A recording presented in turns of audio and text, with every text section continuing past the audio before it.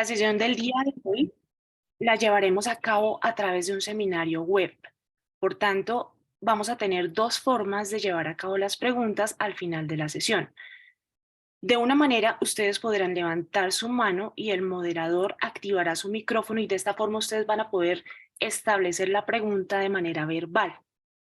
La otra forma, en la barra del menú ustedes van a encontrar un icono denominado preguntas y respuestas. A través de ese icono y de manera escrita ustedes van a poder realizar las preguntas. El moderador se va a encargar de direccionarla a los expositores para que ustedes puedan obtener su respuesta. Bueno, es un placer que ustedes estén aquí esta noche acompañándonos. Como pues bien sabemos todos y debido a compromisos laborales, hace muchísimo que no nos encontramos a través de esta plataforma. Sin embargo, pues aquí estamos y la idea es que podamos reactivarlos. Ustedes bien saben que Rompiendo Fronteras Perfusión es pues una idea que se gestó en algún lugar de la ciudad de Bogotá, que posteriormente Carol estructuró esta plataforma como herramienta para que todos podamos encontrarnos y podamos intercambiar conocimientos y conceptos académicos. Y en esta noche lo primero que nosotros queremos hacer es como que recordarles que Rompiendo Fronteras Perfusión no es solamente Bogotá, sino que somos absolutamente todos. Somos todos esos perfusionistas, todos esos especialistas que nos acompañan desde cualquier ciudad de Colombia o desde cualquier ciudad de cualquier país y que están interesados en este propósito de que podamos nutrirlos académicamente de manera conjunta. La segunda cosa que queremos esta noche es como dejarles una invitación para que si en algún momento alguno de ustedes quiere compartir con nosotros alguna experiencia académica o si tiene alguna inquietud académica, pues pueda, digamos, manifestarla a través de esta plataforma y si quiere participar de manera activa, pues por supuesto que es bienvenida su solicitud. En esta noche, nuestro grupo de trabajo en la ciudad de Bogotá ha querido precisamente como que aprovechar esta herramienta y ha sido la razón por la cual nosotros los hemos convocado porque queremos como charlar un ratico con ustedes acerca de un tema que nos parece bastante interesante. Nosotros como perfusionistas de mediana data, por decirlo de alguna manera, digamos que hemos sido garantes de la manera en la que ha virado la conducción de la circulación extracorpórea durante los últimos años, incluso para el manejo de patologías que pues han estado establecidas durante muchísimo tiempo.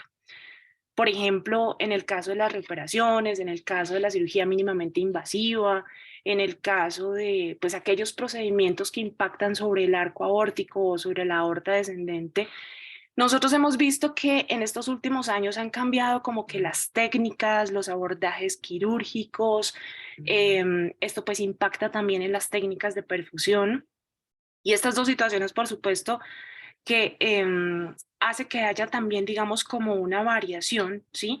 En las vías de aporte de los flujos que soportan multisistémicamente nuestro organismo. Nosotros consideramos pues que es absolutamente imperante que tengamos una comprensión muy clara de la dinámica y del alcance de esos flujos como mecanismo de soporte durante el desarrollo pues, de estos procedimientos. Esta es la razón por la cual pues nuestro grupo y basados además en múltiples estudios como los del doctor Ranucci, que ha sido bastante referente pues, para nosotros como equipo de trabajo, tomamos como la decisión de integrar en nuestra práctica clínica la perfusión guiada por objetivos, ¿sí? Nosotros, digamos que hemos como que adicionado todas aquellas herramientas de monitoría, invasiva, no invasiva, la valoración de todos los signos y todo aquello que nos permita, digamos, como que determinar de primera mano el comportamiento clínico de nuestros pacientes durante el desarrollo del bypass cardiopulmonar. Debido a todo esto, nuestro grupo los ha convocado, hemos querido charlar con ustedes porque queremos compartir una experiencia clínica que nos parece, digamos, como importante analizarla y charlarla porque pues encontramos dos situaciones importantes. La primera, que pues de este tema casi no se habla es un tema que casi no es mencionado, y la segunda que nos parece que es más frecuente de lo que nosotros pensamos. Y hacemos referencia a la hipoxemia diferencial durante la circulación extracorpórea. Y este es un tema sobre el cual pues no hay como mucho soporte en la literatura.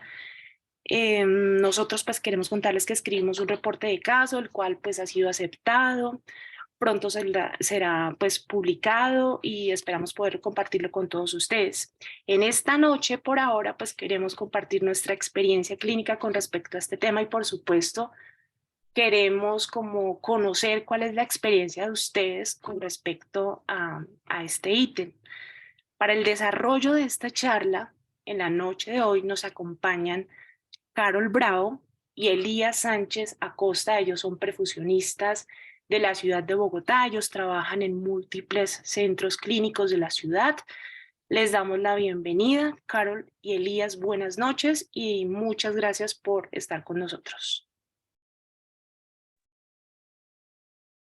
Hola, buenas noches. Nidia, buenas noches para todos ustedes.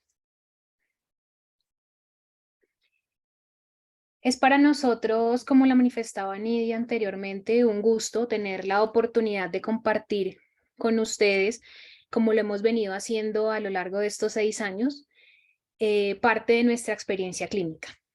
Partir de una frase el día de hoy, realmente no es posible resolver los problemas de hoy con las soluciones de ayer, no solamente por lo que planteaba Nidia anteriormente, en donde las técnicas quirúrgicas pues evidentemente han ido cambiando, y en la medida en que la complejidad de nuestros pacientes aumenta, en la medida en que las técnicas quirúrgicas son distintas, de esa misma manera crece perfusión y crece la necesidad del entrenamiento teórico y práctico de cada una de aquellas personas que tienen un rol intraquirúrgico importante, como lo es el perfusionista, el anestesiólogo y pues evidentemente el cirujano. Quiero presentarles a nuestro equipo de trabajo. Como lo dice Nidia, nuestro equipo de trabajo está compuesto por 7 perfusionistas. Todos estamos actualmente en la ciudad de Bogotá, y de lo que vamos a hablar a continuación son múltiples experiencias que hemos tenido en aquellos pacientes en quienes durante la conducción de la circulación extracorpórea o el bypass cardiopulmonar, en la asistencia de la cirugía cardíaca, hemos diagnosticado la hipoxemia diferencial. Este grupo está compuesto por Elías Sánchez, mi compañero panelista el día de hoy. Está Yolanda, Liliana, Nidia, Catalina e Isabel. La idea es que podamos compartir con ustedes esta experiencia y tener la posibilidad de escuchar cada una de sus preguntas, sus retroalimentaciones y sus comentarios. Contarles que no tenemos ningún conflicto de interés como equipo de trabajo. Nuestro único interés real es permitir el crecimiento de los equipos de trabajo con cada una de las experiencias clínicas que nosotros tenemos. El día de hoy, entonces, para entrar en materia, hablaremos acerca de la hipoxemia diferencial durante la conducción de la circulación extracorpórea. Cuando nosotros hablamos de hipoxemia diferencial, en lo primero que pensamos es en aquellos pacientes que tenemos soportados a través de la terapia ECMO venoarterial periférico, y todos conocemos que la hipoxemia diferencial es un acontecimiento fisiopatológico que debemos corregir en aquellos pacientes que tenemos soportados a través de la oxigenación por membrana extracorpórea. Sin embargo, de lo que vamos a hablar hoy no es del componente fisiopatológico de esta entidad conocida como hipoxemia diferencial en este tipo de pacientes, sino cómo la hipoxemia diferencial se presenta durante la conducción de la circulación extracorpórea y es un componente igual o muchísimo más importante del componente que se presenta en cierto tipo de pacientes que son soportados con ECMO. De esta manera, entonces, hablaremos acerca de cuáles son los factores de riesgo que tiene un paciente para desarrollar durante la cirugía cardíaca o durante la conducción del bypass hipoxemia diferencial. Hablaremos un poco de la fisiopatología de la hipoxemia diferencial y se darán cuenta que el componente fisiopatológico es exactamente el mismo del componente que tenemos en los pacientes soportados con ECMO venoarterial, femoral o periférico, y posteriormente estableceremos las estrategias que contamos en el quirófano para hacer el diagnóstico de este componente fisiopatológico, cómo podemos prevenirlo y cuáles son las posibles soluciones que nosotros, no como perfusionistas, porque realmente la hipoxemia diferencial durante la conducción del bypass no es un problema únicamente del perfusionista. Realmente es un problema que involucra al equipo quirúrgico, porque tiene unas complicaciones importantes en la perfusión cerebral del paciente. Recordemos entonces que nosotros durante la conducción de la circulación, con la conducción de la circulación extracorpórea, la podemos hacer a través de dos tipos de canulación. Una canulación central. Esta canulación central es un tipo de canulación que podemos utilizar en ciertos tipos de procedimientos en donde a través de esternotomía, visión directa, nosotros logramos canular la aurícula derecha, drenamos la sangre, la traemos al dispositivo extracorpóreo al bypass, nosotros la oxigenamos, brindamos el soporte del gasto cardíaco y reinfundimos la sangre oxigenada a través de la aorta ascendente.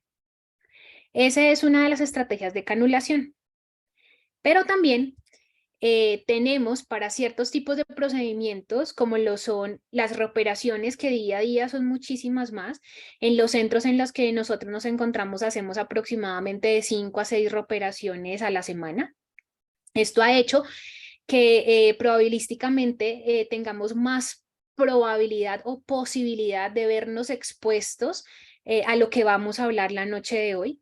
Este tipo de pacientes, al igual que los pacientes que hacemos a través de abordajes mínimo invasivos por toracotomía derecha, también son pacientes que son canulados a través de una estrategia periférica.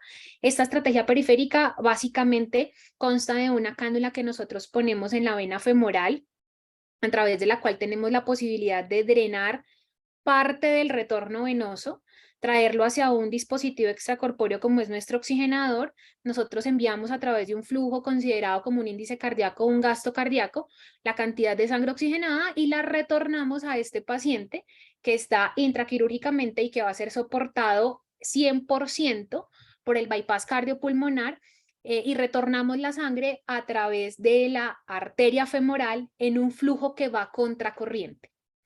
Para aquellas personas que han estudiado y que han estado expuestos a la terapia ECMO, podrán darse cuenta que realmente es muchísimo o es 100% parecido este componente fisiológico de la canulación periférica, de la cual estamos hablando hoy, una canulación periférica utilizada en reoperaciones, en mínima invasiva, en ciertos tipos de procedimientos, en donde nosotros establecemos una circulación extracorpórea de manera periférica, y en donde el flujo que nosotros estamos enviando a través o con el bypass es un flujo que viene 100% retrógrado.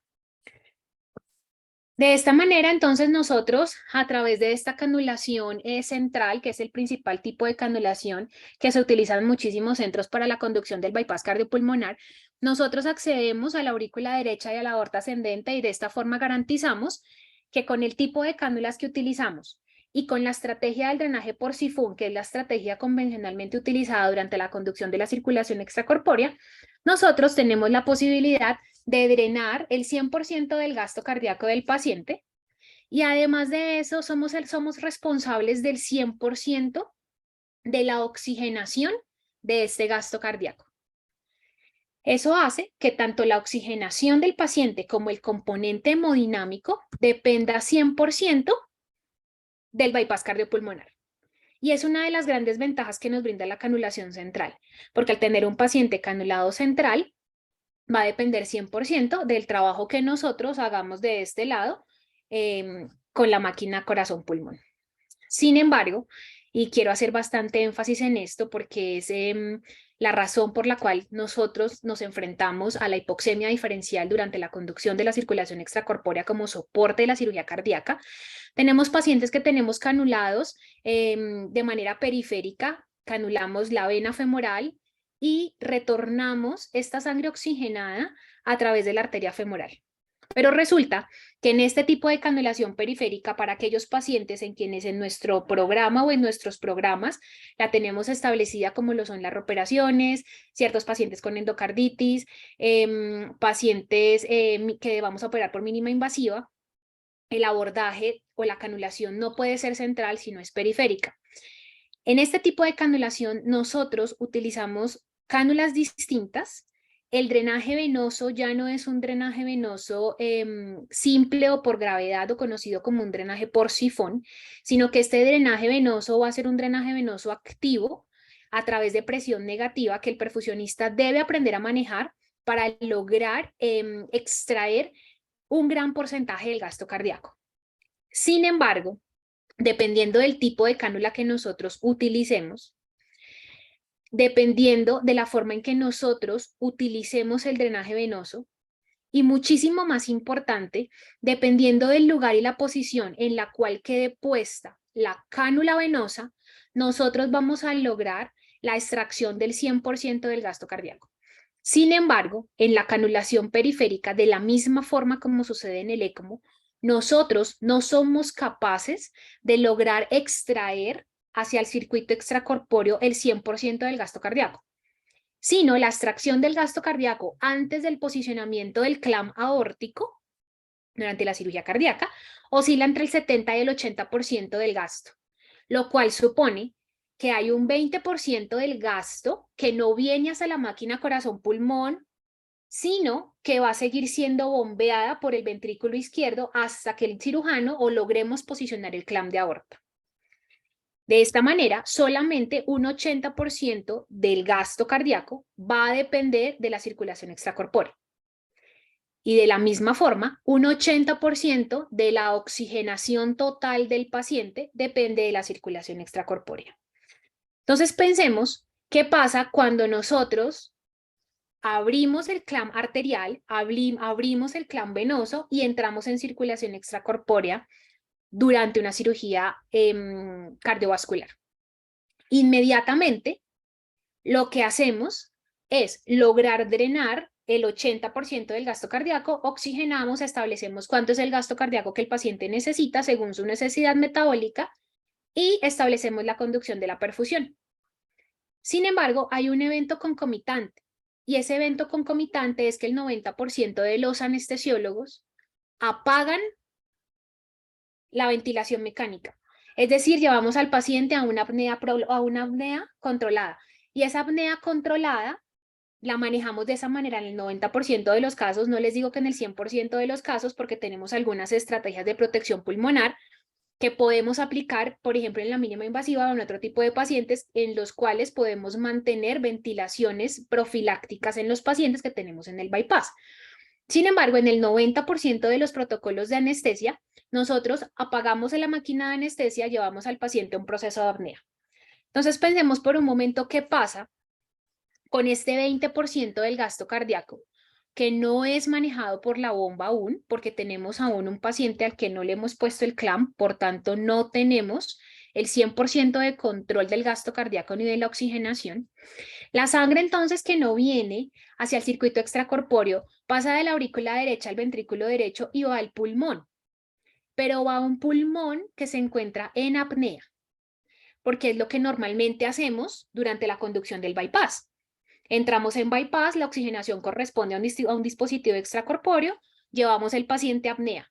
La sangre que va del ventrículo derecho al pulmón no se oxigena, viene, es regresada por las pulmonares a la aurícula izquierda y eyectada por el ventrículo izquierdo. Un ventrículo izquierdo competente, porque tenemos un paciente que tenemos en una reoperación o simplemente es un paciente a quien le vamos a hacer un procedimiento de mínima invasiva. Por tanto, tendrá una fracción de eyección aceptable para poder movilizar una cantidad de volumen. El volumen que es capaz de movilizar este ventrículo izquierdo va con sangre desoxigenada.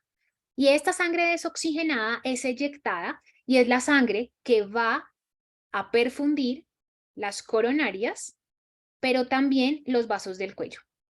Entendiendo entonces que los vasos del cuello van a perfundir posteriormente todo el polígono de Willis, la vasculatura del miembro superior derecho.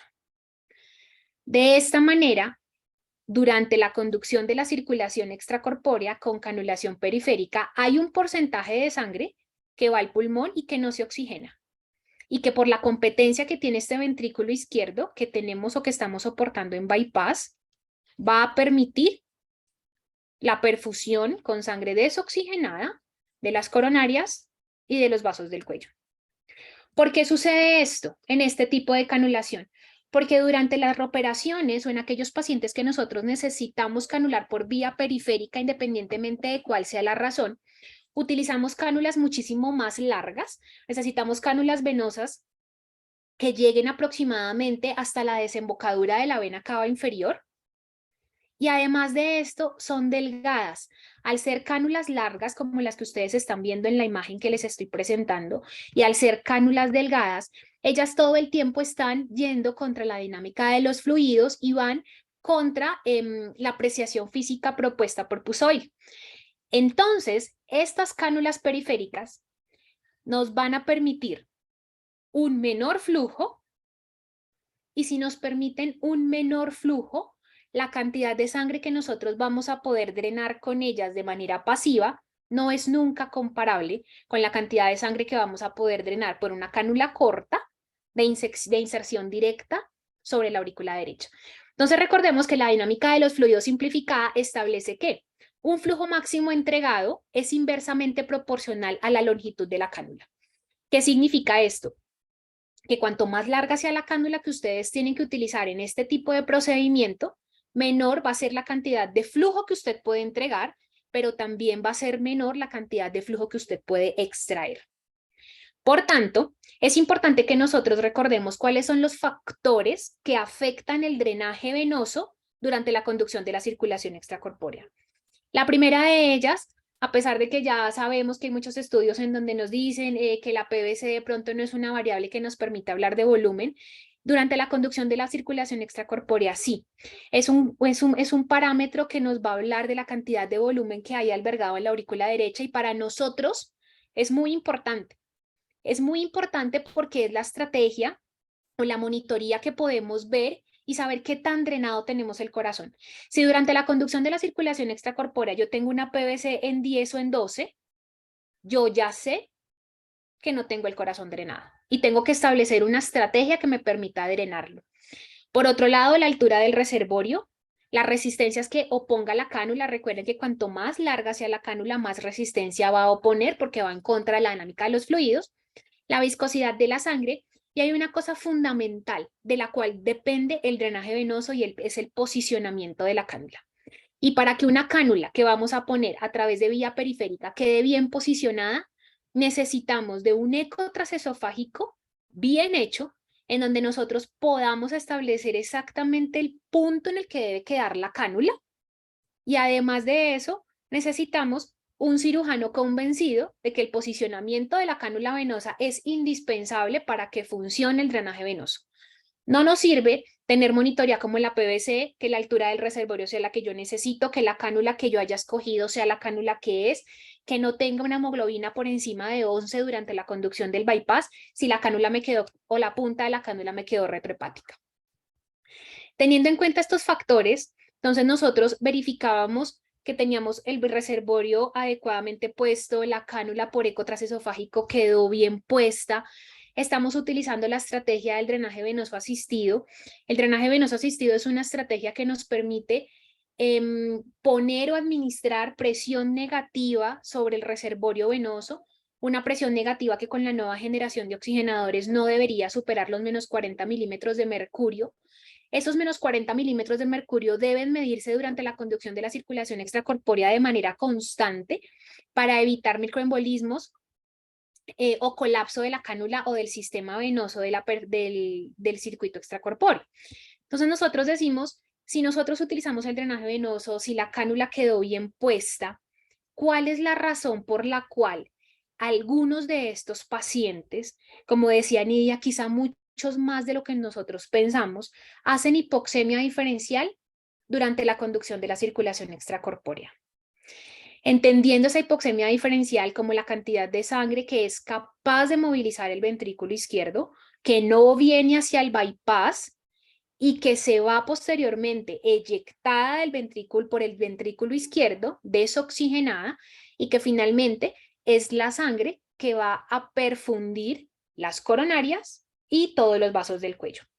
¿Qué pasa entonces? Esos pacientes que nosotros tenemos con canulación periférica en quienes no somos capaces, después de establecer todas estas estrategias, de drenar completamente las cavidades derechas, que tienen un ventrículo izquierdo competente y a quienes inmediatamente entramos en perfusión, los ponemos en apnea, apagamos el ventilador, son pacientes que tienen riesgo de hacer hipoxemia diferencial. Ahora, viéndolo de una manera gráfica, la hipoxemia diferencial se comporta de esta manera. Tenemos una cantidad de flujo aproximadamente del 20% del gasto cardíaco del paciente que no viene hacia el circuito extracorpóreo. Esa sangre que no viene al circuito extracorpóreo viaja a través del ventrículo derecho por la pulmonar a los pulmones, unos pulmones que normalmente ponemos en apnea cuando estamos soportados con la circulación extracorpórea, por tanto la sangre viaja al pulmón, el pulmón está en apnea, no hay difusión, la sangre vuelve desoxigenada por las 4 pulmonares a la aurícula izquierda y es eyectada por el ventrículo izquierdo. ¿Y por qué es eyectada por el ventrículo izquierdo? Porque tenemos un ventrículo izquierdo que es 100% competente. Entonces pensemos en esas circunstancias en las cuales nosotros como equipos quirúrgicos ponemos un paciente o canulamos un paciente femorofemoral para una reoperación con el ánimo de poder abrir el esternón con tranquilidad, o aquellos pacientes que son terceras o cuartas reoperaciones, como muchos de los pacientes que manejamos con mi equipo de trabajo. Esos pacientes que tienen completamente adherida la aorta al esternón, necesitamos ponerlos en circulación extracorpórea, drenar el corazón y perfundirlos, y de esta forma tener una cirugía un poco más tranquila y segura en el abordaje a través de la esternotomía. Mientras todo esto pasa, o por el otro lado en la mínima invasiva, entramos en perfusión o entramos en bypass, y el tiempo que nos toma poner los separadores, establecer todos los aditamentos quirúrgicos que necesitamos para poder hacer la exposición de la mínima invasiva, es un tiempo que da aproximadamente de 20 a 35 minutos. Y si nosotros no estamos pendientes de este fenómeno de la hipoxemia diferencial, son 20 a 35 minutos en los cuales el cerebro del paciente y las coronarias del paciente están hipoperfundidas o hipóxicas, enviadas o perfundidas por sangre que envía un ventrículo izquierdo competente que tiene un flujo retrógrado. Si lo vemos de una manera gráfica, lo podríamos ver de esta manera, y esto se da porque tenemos un porcentaje del gasto cardíaco que no pasa por la circulación extracorpórea, convirtiéndose ambos como en dos circulaciones. Entonces tengo por un lado la circulación que envía el ventrículo izquierdo competente al hemicuerpo superior, y todo lo que enviamos a través de la circulación extracorpórea completamente oxigenado de manera o en contraflujo, con un ventrículo izquierdo que eyecta. ¿Qué pasa? Cuando nosotros tenemos este tipo de pacientes, a quienes tenemos soportados con una canulación femorofemoral, muchos podrían decirnos, Carol, a través de unos gases arteriales del paciente, ¿podemos monitorizarlo? La pregunta para muchos de ustedes, como sucede en los centros en los que nosotros trabajamos, muchos de nuestros pacientes, a no ser que sea una disección aórtica, este tipo de pacientes tienen una canulación o una arteria radial izquierda. Y el hemicuerpo izquierdo es lo último que se hipoperfunde por la composición de los vasos del cuello.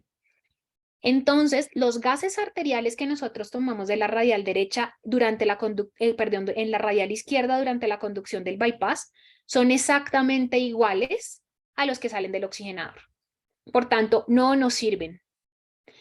Por otro lado, cuando se presenta esta situación clínica y vemos a un paciente desaturado, entonces decimos, tómale unos gases al oxigenador porque es el oxigenador el que está dañado.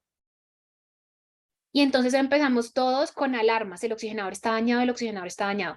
Y tomamos una muestra de gases arteriales y el paciente y el oxigenador está, como funciona la circulación extracorpórea, tienes más de 100 de presión arterial de oxígeno, el paciente está barriendo bien el CO2, el paciente tiene una buena saturación arterial y tiene un buen lactato.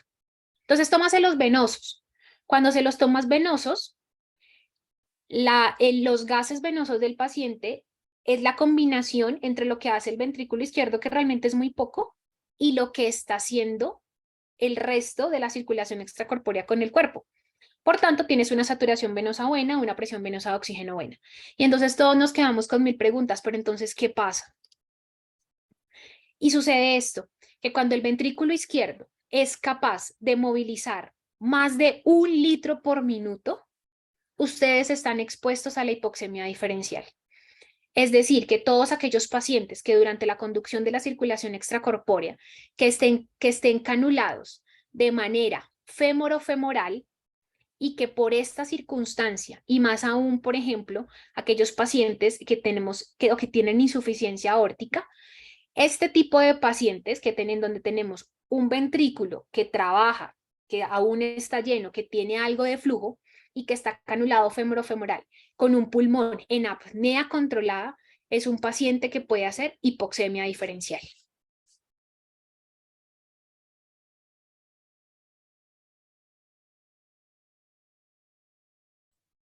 Buenas noches, ¿me escuchan?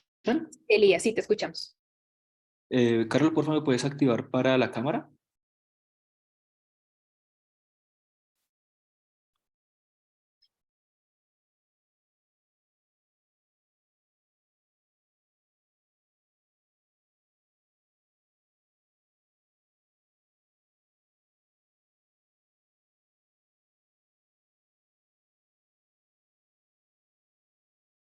Bueno, voy a comenzar entonces. Mm, Ahora sí, ya, perfecto. Entonces, siguiente, por favor.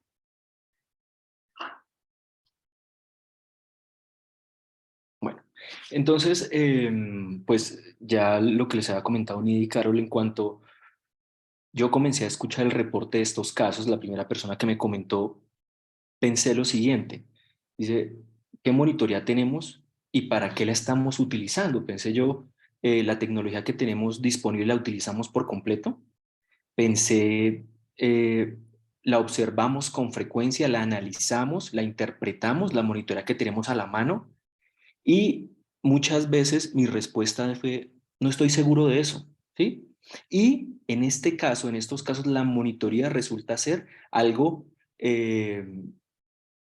tremendamente diciente en el diagnóstico de este evento fisiopatológico. Siguiente, por favor. Bueno, cuando hicimos esta charla, quisimos poner dentro de las herramientas de primera la saturación por pulsoximetría, porque es una herramienta que creemos que es una herramienta básica dentro del monitoreo, no solamente para cirugía cardíaca, sino para muchas áreas intrahospitalarias. Es una herramienta que no solamente utiliza en cirugía cardiovascular, sino en todas partes y que debemos tener en cuenta como parámetro importante dentro de esta monitoría. Uno, que la saturación por pulsoximetría debe ser casi siempre muy similar a los gases arteriales que vemos que salen de nuestra línea arterial. ¿Por qué? Porque como ya lo dijo Carol, casi en todos los casos, el 100% de la oxigenación, la ventilación y el gasto cardíaco está cubierto por la circulación extracorpórea. Y tenemos unas saturaciones que van a ir del 100% y unas PO2 mayores de 100. Entonces, lo que uno espera es que las saturaciones por pulsoximetría tengan este mismo valor. ¿Qué pasa? Que como en las canulaciones periféricas femorofemorales el drenaje puede que se dificulte mientras la aorta no está clampeada, podemos tener saturaciones diferentes. Y si nosotros tenemos un oxigenador que está funcionando bien, pero tenemos una saturación por pulsoximetría medida en el brazo derecho, ojalá que la vamos a ver precozmente, pues podemos estar viendo una hipoxemia diferencial. Siguiente, por favor. Claramente, la saturación por pulsoximetría varía y varía de manera muy frecuente en cosas que vemos en la circulación extracorpórea y son la temperatura, sobre todo la hipotermia, la vasoconstricción periférica y cuando tenemos ausencia de onda de pulso. Entonces, ahora bien, si tenemos un paciente que está normotérmico, si tenemos un paciente que no tiene ningún soporte vasopresor o que el soporte es muy bajo y que tenemos con ausencia de onda de pulso, perdón, y que tenemos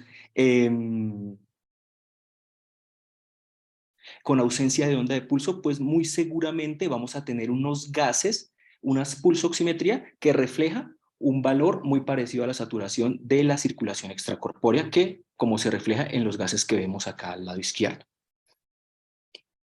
Cabe aclarar que si tenemos todos estos parámetros, pero la onda de pulso está presente, quiere decir que la sangre que llega, ese remanente de sangre que llega a la aurícula derecha y que atraviesa el pulmón y que es eyectado por ese ventrículo izquierdo competente, muy seguramente abre la válvula aórtica, tenemos onda de pulso y lo que estamos viendo en ese pulso oxímetro de la mano derecha es un valor real. Y sobre esto tenemos que actuar rápidamente.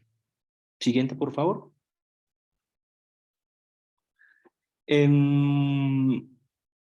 Dentro del diagnóstico, de las formas de orientar el diagnóstico de la hipoxemia diferencial, hay otra herramienta que es determinante y es la presión arterial, la onda de pulso. Como ustedes pueden observar, o como ya habló Carol, un paciente que tenga ausencia de onda de pulso, quiere decir que no abre la válvula aórtica y que no tiene flujo hacia adelante o que eyecta el ventrículo izquierdo. Si un paciente no tiene flujo hacia adelante, pues básicamente la hipoxemia diferencial no se puede dar porque no tiene esas dos circulaciones de las que hablaba Carol. Ahora bien, quiero que por favor se centren en la gráfica que está al lado derecho y en la parte superior vamos a ver la onda de pulso de la presión arterial. En la parte inferior vamos a ver el flujo de la circulación extracorpórea. En la parte izquierda vamos a ver el flujo pulmonar. Y en el centro, esa línea que se ve, es el flujo sanguíneo total. Por favor, quiero que miren, en el inicio de la circulación extracorpórea, a medida que va aumentando el drenaje de las cavidades derechas y nosotros vamos pudiendo dar una asistencia o un gasto cardíaco mayor desde la circulación extracorpórea, miren cómo el flujo sanguíneo pulmonar va disminuyendo, va aumentando el flujo de la circulación extracorpórea y la onda de pulso comienza a aplanarse hasta que llega un punto en donde logramos drenar por completo al paciente, el flujo y la asistencia de la circulación extracorpórea es total y la onda de pulso es plana, como la vemos también en la gráfica que está en el lado izquierdo, donde se ve una onda plana con un solo valor, y este valor va a ser la presión arterial media.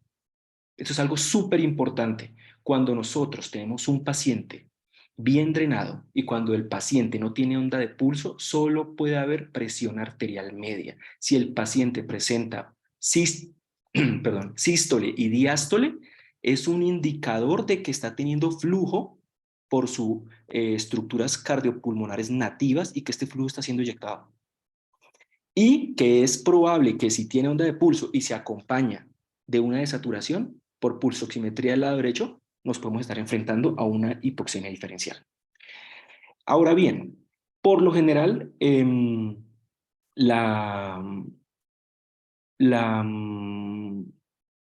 la, la línea arterial, por lo general, la colocamos en la arteria radial izquierda, ¿sí? Pero como ya hemos visto, prematuramente lo que primero ocurre cuando va avanzando la hipoxemia diferencial es que se ve primero en la arteria radial derecha, y lo que decía Carol con antelación, y es, pues, ¿será que en algunos pacientes cabe la posibilidad de ponerla en este costado? Es algo que hay que valorar, creería yo.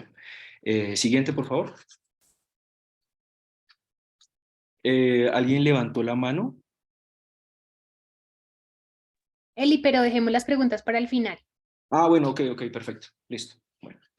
Otra herramienta que nos puede orientar en el diagnóstico y sobre todo en la prevención de este problema fisiopatológico es el eco transesofágico.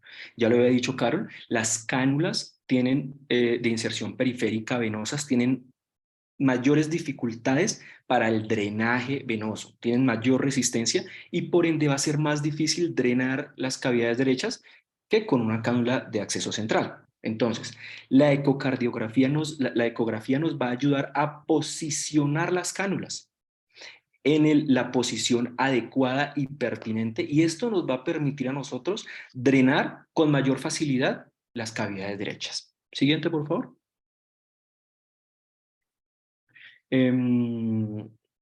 Bueno, En esta gráfica podemos ver una oximetría cerebral a través de una espectroscopia de infrarrojo cercano. NIRS, como es conocido por sus siglas en inglés, es un dispositivo que nos va a ayudar con la saturación de oxígeno regional del cerebro y que es utilizado en muchos lugares para mitigar la desaturación cerebral durante la cirugía cardiovascular. Este dispositivo nos da una entrega de la saturación regional de oxígeno superficial y para poderlo utilizar de manera confiable debemos tener unos niveles basales que se deben tomar dentro de la inducción anestésica. ¿Por qué? Porque de estos niveles basales vamos a comenzar y a mirar las variaciones o las fluctuaciones que puede haber en la oxigenación y con ella determinar si tenemos problemas graves o no en la oxigenación cerebral. ¿Qué es un problema grave? Bueno, pues está descrito como cambios del 20% sobre el valor basal. Entonces, ¿qué es lo que pasa y qué es lo que vemos cuando tenemos una hipoxemia diferencial? Lo que va a ocurrir es que puede ocurrir de manera paulatina el descenso en la saturación regional del cerebro, pero también por lo general ocurre de manera súbita. Y esto nos tiene que llenar y alarmar porque este descenso por debajo, si esto supera el 20% del valor basal, el paciente tiene un riesgo altísimo de presentar algún tipo de complicación neurológica posoperatoria. ¿Qué tipo de complicación? No lo sabemos y sobre todo porque los estudios no tienen un seguimiento a tan largo plazo y pueden ser cosas que no se valoran con normalidad, no sé, un déficit en la memoria, un procesamiento matemático disminuido, cosas que no son fáciles de valorar y mucho menos en un seguimiento. Siguiente, por favor. Bueno, algo que quiero decir de NIRS es que digamos que es muy útil, pero no está disponible en la mayoría de los centros y que pues es una lástima porque sirve bastante para el diagnóstico. Al igual que el NIRS, el índice biespectral, que es como en palabras sencillas, un análogo como del electroencefalograma que está determinado por medios informáticos a través de un algoritmo. Este dispositivo, a pesar de que se creó para generar una monitorización de la profundidad anestésica, se ha visto que como mide ciertas ondas cerebrales, las disminuciones súbitas y sobre todo inexplicables del BIS suelen estar relacionadas con hipoperfusión cerebral y con hipoxia. Entonces, aunque no es un dispositivo que nos diagnostique la hipoxemia diferencial, nos debe alertar una disminución súbita de este dispositivo, sobre todo cuando no hay una causa aparente, ¿sí? Entonces, ¿qué nos debe llamar la atención? Por lo general, digamos que la profundidad anestésica para una cirugía de cirugía cardiovascular se mueve entre 40 y 60, que es el índice que mide el dispositivo. Si disminuye a 30, debemos preocuparnos. Si disminuye a 20, es algo que es muy grave, porque el paciente puede presentar también problemas neurológicos graves. ¿Cómo vamos a ver esto en el BIS? Pues porque las ondas cerebrales que va midiendo van adquiriendo una mayor amplitud y una menor frecuencia. Por lo general, las primeras ondas que aparecen de este tipo son las ondas slow delta. Siguiente, por favor. Bueno, la gasimetría arterial. Ya Carol habló muy claramente sobre esto y yo quiero decir que con respecto al diagnóstico, la gasometría nos va a confirmar el diagnóstico. ¿Cómo vamos a confirmarlo? Con una gasometría de la arteria radial derecha, porque en este punto es donde nos vamos a enfrentar frente a los grados de hipoxia variables que pueden presentar este evento del que estamos hablando. Entonces, hay que aclarar que tomar unos gases venosos de la circulación extracorpórea simplemente nos van a dar un reflejo de una mezcla de un sistema que está hiperoxigenado con un sistema que está hipooxigenada. Y esta mezcla puede resultar normal, ¿sí? No, tómele unos venosos de la circulación extracorpórea, no están normales. Tómele unos arteriales, está perfecto, ¿sí? Y si coincidimos con la mala suerte que la línea arterial está en el brazo izquierdo, pues todo va a estar perfecto y el paciente va a estar en un problema severo porque no nos hemos dado cuenta del problema tan grave que tiene. Entonces, gasimetría arterial de la línea radial derecha nos confirma el diagnóstico. Siguiente, por favor. La valoración sigue siendo algo pues, demasiado tangible en la clínica y es algo tremendamente importante. Lo que debemos ver en un paciente que tenga hipoxemia diferencial son signos de hipoperfusión tisular. ¿Qué vamos a ver si nosotros observamos la cara, la frente, las orejas de un paciente con hipoxemia diferencial que va a tener una coloración azulada? Porque claramente se está perfundiendo con una sangre que está con unos contenidos de oxígeno muy bajos. Entonces, esto es determinante y nos puede dar el diagnóstico muy rápido. Y alertarnos para resolverlo rápido, por supuesto. Siguiente, por favor. Bueno, entonces, como ya hablamos, el diagnóstico lo podemos realizar uniendo una cantidad de datos de la monitoría que sí o sí tenemos que tener en la cabeza que puede ser real todo lo que vemos. No sé, que es que la pulsoximetría está baja. No, pero es que eso es normal durante circulación extracorpórea. Y nadie miró que tiene onda de pulso, por ejemplo. ¿Sí?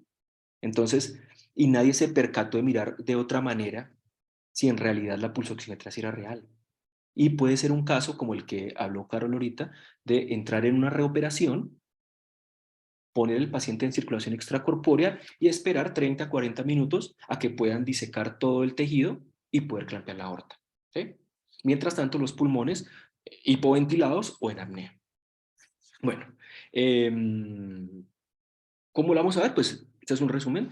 Una disminución de la saturación de oxígeno por pulsoximetría en miembro superior derecho, unos gases arteriales radiales derechos con una hipoxemia franca, una curva de onda de pulso que nos va a decir que ese ventrículo está eyectando, el paciente con unos signos francos de hipoperfusión tisular, la disminución del NIRS y en casos muy severos reportados, estos casos se reportan muy poco, pero en los pocos que hay, hubo cambios electrocardiográficos porque estaba en un estadio leve la hipoxemia diferencial cuando empezó y comenzó a hacer cambios electrocardiográficos porque el miocardio estaba tremendamente hipoperfundido. Siguiente, por favor. Bueno, el tratamiento. El tratamiento es algo que debemos hacerlo de manera rápida e inmediata. ¿Qué debemos hacer si un paciente presenta una hipoxemia diferencial? Pues lo primero es iniciar la ventilación del pulmón. Se inicia la ventilación del pulmón, la sangre que pasa por el pulmón y el corazón nativo va a estar ventilada y cuando ese ventrículo izquierdo eyecte esa sangre hacia la aorta, pues va a estar con unos contenidos normales y se va a acabar la hipoxemia diferencial. ¿Qué más podemos hacer? Como ya lo dijo Carol y yo les comenté, drenar por completo las cavidades derechas del paciente. ¿Cómo se va a hacer esto? Primero, colocando una cánula adecuada y en la posición adecuada. Esto es determinante.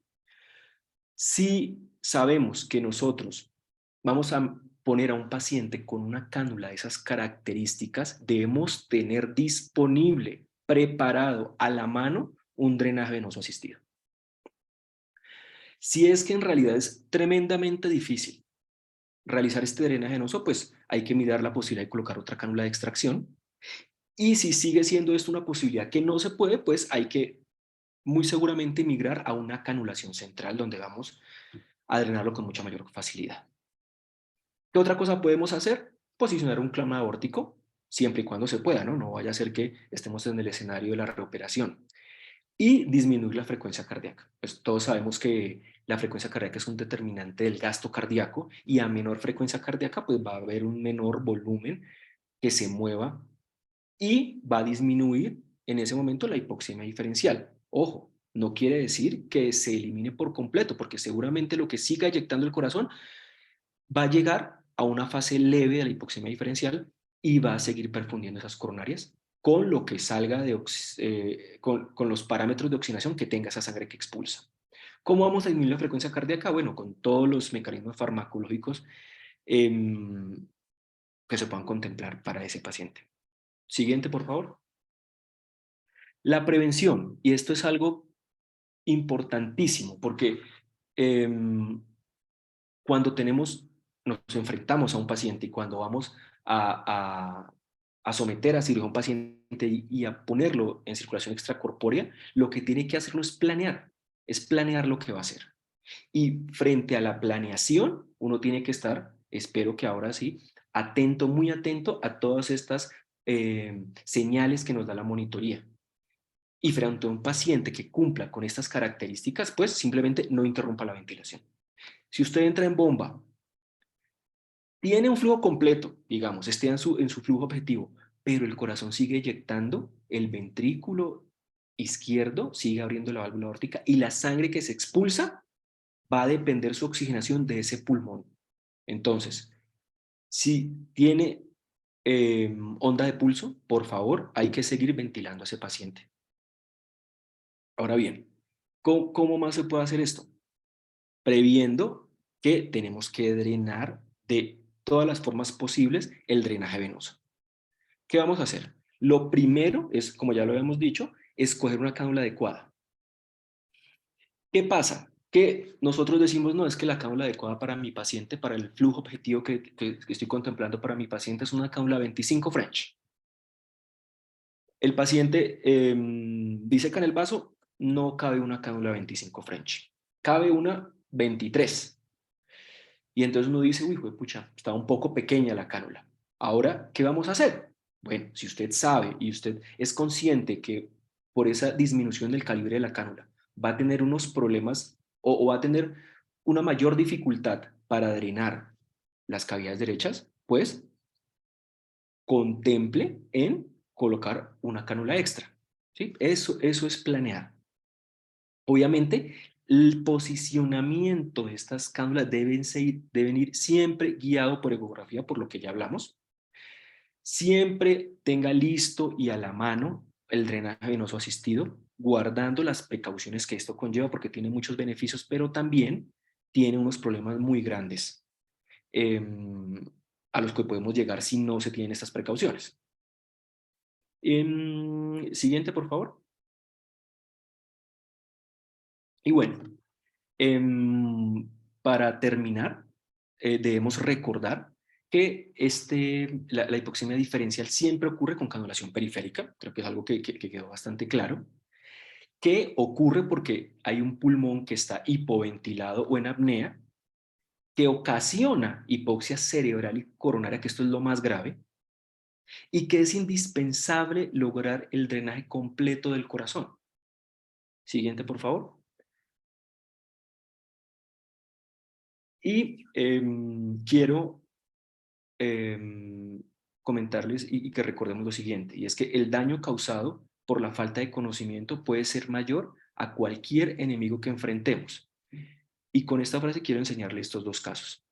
El caso de la izquierda es un paciente que tuvo un infarto agudo de miocardio, que tuvo posteriormente un edema pulmonar severo con derrames pleurales bilaterales. A este paciente le sospechaban hipoxemia diferencial y decidieron tomarle una gasometría de la radial derecha. Lo que mostró la gasometría fue una saturación de 39 milímetros de mercurio, una presión arterial de 39 milímetros de mercurio y una saturación del 69%. Ahora bien, la paciente de la derecha es una paciente que era completamente sana, que fue llevada a circulación extracorpórea periférica con unos pulmones en apnea para extraer un tumor de la tráquea. Esta paciente le sospechaban la hipoxemia diferencial y tomaron unos gases de la radial derecha. y tuvieron una presión arterial de oxígeno de 20 milímetros de mercurio y una saturación de oxígeno de 25%. Entonces, estamos enfrentados a una paciente que no tenía mayores comorbilidades y a un paciente que tenía muchísimas comorbilidades, pero la gasometría del paciente que estaba en peor estado es mejor. ¿Y saben cuál es la única diferencia entre estos dos pacientes? Que al paciente de la izquierda tenía una ventilación protectora y el paciente de la derecha tenía unos pulmones en apnea. Esto puede ser algo muy grave y espero que, que les haya quedado algo de todo esto. Y muchas gracias.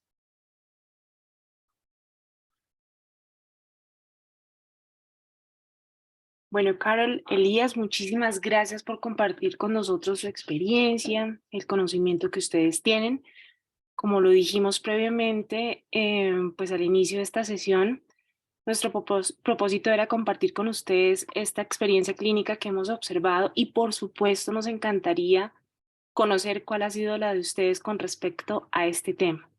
Recuerden por favor que ustedes pueden manifestar sus preguntas a través de levantar la manito y de este modo se podrá activar el micrófono o las pueden registrar en la barra inferior en donde dice preguntas y respuestas. Yo por ahora voy a ir leyendo algunas preguntas que tenemos ya aquí en el chat y si alguien más está interesado en hacer alguna otra pregunta, por favor váyanla preparando. Olga nos dice, ¿la canulación de la línea radial para cirugía se debería por protocolo hacer en el brazo derecho?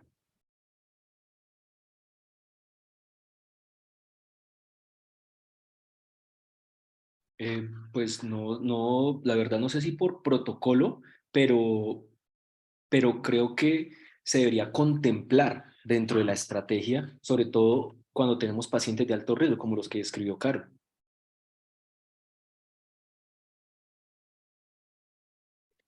Así es, comparto esta opinión de Elías, porque no todos los pacientes que son o que van a ser soportados a través del bypass cardiopulmonar tienen riesgo de hacer hipoxemia diferencial, sino solamente estos pacientes que van a ser canulados con una estrategia periférica. Entonces consideramos que de pronto estos pacientes que van a ser canulados a través de una estrategia periférica, igual que por ejemplo una disección aórtica, se beneficiaría de tener una radial derecha. Gracias. Tenemos otra pregunta de un asistente que nos dice, ¿se entiende que este síndrome de hipoxemia diferencial se presenta solo en pacientes que empiezan a tener flujo sanguíneo del corazón nativo, alrededor de 1 litro, por lo que tienen frecuencia cardíaca y onda de pulso? Asimismo, podríamos deducir que podríamos colocar 2 pulsoxímetros, uno en cada mano para estar alertas en cuándo comienza el corazón a salir de la cardioplegia. Entiendo que esto no pasaría si no tenemos flujo sanguíneo de corazón nativo.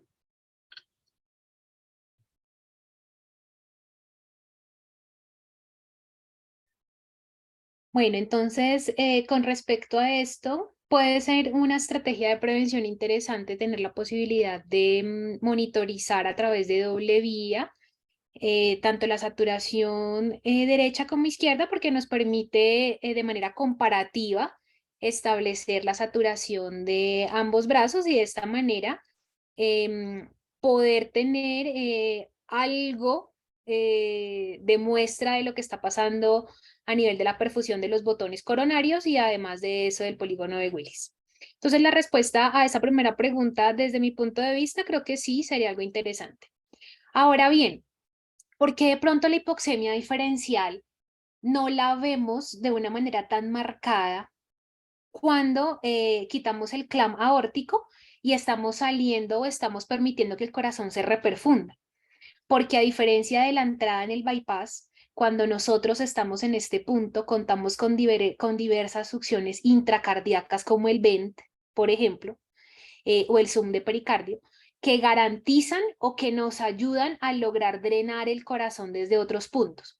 Si nosotros, por ejemplo, tenemos un vent puesto en este tipo de abordajes que generalmente terminamos poniéndolo en la vena pulmonar superior, probablemente la cantidad de sangre que retorna a la aurícula derecha a la aurícula izquierda, perdón, es casi nula. Quizás una de las razones por las cuales la sangre que nosotros succionamos a través del vent es sangre desoxigenada. Y tenemos otra ayuda muy importante cuando el corazón empieza a arrancar después de la cardioplegia, y es la raíz aórtica. Porque a través de la raíz aórtica nosotros estamos succionando no solamente el aire, sino todo lo que eyecta el ventrículo izquierdo. Al succionar todo lo que eyecta el ventrículo izquierdo, no solamente el aire, no hay hipoxemia diferencial en el momento en que nosotros o que el corazón arranca después del tiempo de la cardioplegia. Yo tengo una pequeña cosa que añadir. Creo que Carol dijo todo, pero en caso tal de que esa estrategia de colocar 2 pulsómetros sería muy buena porque tendríamos em,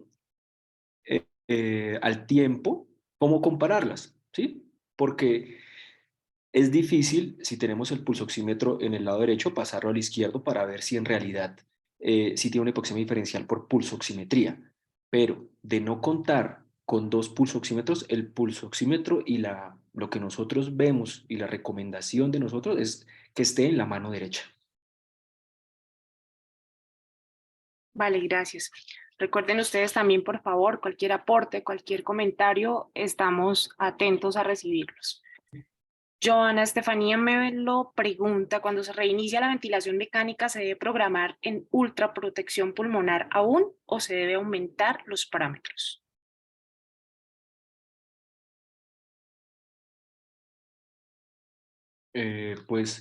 No necesariamente. O sea, lo que necesitamos, si estamos iniciando el bypass, es que se oxigene la sangre que está pasando por su ciclo nativo cardiopulmonar.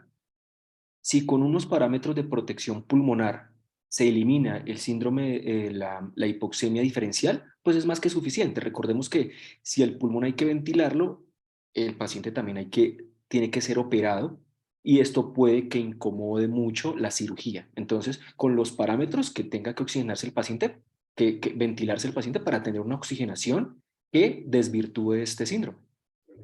Además de lo que dice Elías, Joana, estamos hablando de un paciente que no tiene lesión pulmonar, que no tiene SDRA, sino es un paciente que tenemos soportándolo con la circulación extracorpórea en la cirugía cardiovascular, distinto a lo que podemos tener con un paciente a quien tengamos soportado en ECMO veno arterial y en quien se presenta esta situación por alguna alteración pulmonar. Gracias.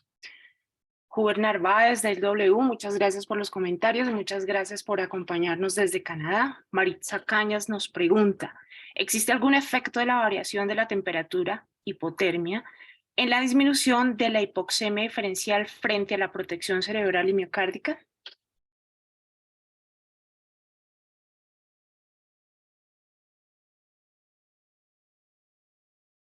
Creo, Marixa, que son dos situaciones fisiopatológicas distintas. Entonces, por un lado, evidentemente la temperatura, y dependiendo del nivel de temperatura que nosotros tengamos, tenemos determinada protección cerebral. Entendiendo la hipotermia y relacionándola con el concepto de la Q10, en donde nosotros sabemos que por cada determinado o por cada cantidad de grados tenemos cierto tiempo de protección miocárdica, y que es la hipotermia, el protector miocárdico es el protector que es cerebral estándar para la hipotermia en determinados casos. Sin embargo, no es la hipotermia un protector cerebral en la hipoxemia diferencial, porque la hipoxemia diferencial de la cual nosotros estamos hablando se da al inicio del bypass. Y normalmente, o lo que establecen las guías para disminuir la respuesta inflamatoria generada por el bypass cardiopulmonar, nosotros deberíamos entrar en normotermia. Y te estás demorando aproximadamente de 15 a 20 minutos en llevar a un paciente a una hipotermia leve. Por tanto, a pesar de que rescatamos este planteamiento tuyo con respecto a que la temperatura en el grado de hipotermia es un protector cerebral, no es una estrategia que evite o que contribuya a evitar el proceso de la hipoxemia diferencial, sino que existen otras estrategias que nos permiten durante estos 15 o 20 minutos de una manera muy rápida poder solucionar el problema o las consecuencias de la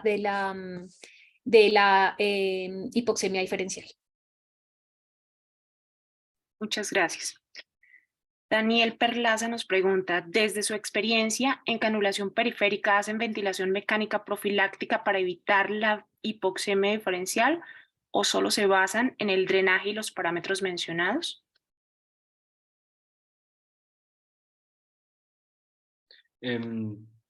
Pues por lo general sí, pero eso va a depender de mirar todos los parámetros que acabamos de describir. La ventilación mecánica profiláctica nos puede ayudar a prevenir todo este problema fisiopatológico y creo que es algo que se debe contemplar. Es algo que se debe contemplar en estos pacientes que tienen alto riesgo.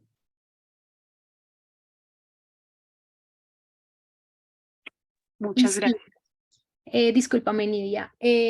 Después de los eventos en los que sufrimos, porque realmente sufrimos mucho al inicio, cuando no sabíamos realmente qué era lo que sucedía, después de haberlo estudiado y habernos dado cuenta de qué era lo que estaba sucediendo, la estrategia que hemos tratado de implementar es que aquellos pacientes que nosotros canulamos de manera femorofemoral, podamos darle a estos pacientes ventilación mecánica profiláctica, evitando la aparición de la hipoxemia diferencial durante los primeros 15 o 20 minutos de la conducción del bypass. Muchas gracias. ¿Alguien que quiera realizar alguna otra pregunta o comentario o aporte para este tema o contarnos su experiencia?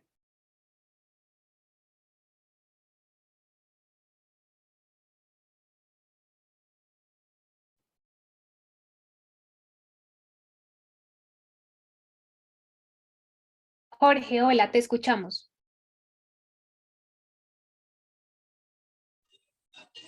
Hola, buenas noches, ¿me escuchan? Sí, Jorge, te escuchamos. Ok, muchas gracias, interesante tema. Tuve una experiencia en una reoperación, me parece, canulación femorofemoral. Bueno, al inicio del enfriamiento pues no pasó nada, o al menos no nos dimos cuenta, pero ya después calentando, ya después de despinzar el corazón, empezó a latir, había curva, bueno, empezó a robarnos ahí un poquito de flujo. Y todo lo que ustedes dicen, pero además teníamos succión de raíz, la raíz salía pues oscura. Digamos que ese fue el determinante que nos ayudó a diagnosticar todos los otros signos. Entonces creo que de pronto en los casos que haya raíz y estemos succionando, de pronto es otro método diagnóstico para nosotros. Nada, era eso. Dale. Gracias. Muchas gracias por compartir tu experiencia con nosotros. Bueno, muchísimas gracias a todos ustedes por estar con nosotros, por acompañarnos. Pues la idea, como les decía anteriormente, es que podamos reactivarnos y pues por supuesto que contamos con la presencia de todos ustedes. Tenemos además como una invitación especial que hacerles. Rompiendo Fronteras Perfusión va a desarrollar un curso que nosotros hemos denominado Perfusión Avanzada y hemos tomado esta frasecita de George von Oeck que dice: no es posible resolver los problemas de hoy con las soluciones de ayer. De manera que, pues este curso, queremos que sepan que estará abierto para todos ustedes, tendrá una duración de 5 horas sincrónicas que estarán mediadas por tecnología y toda la información de este curso, pues se les hará llegar de manera próxima para que pues ustedes conozcan todas las características del curso. Muchísimas gracias por estar con nosotros, muchísimas gracias por acompañarnos y por ahora un abrazo y que tengan muy buena noche. Gracias, Carol, gracias, Elías. Gracias a todos ustedes. Hasta luego. Muchas gracias a todos, que estén muy bien.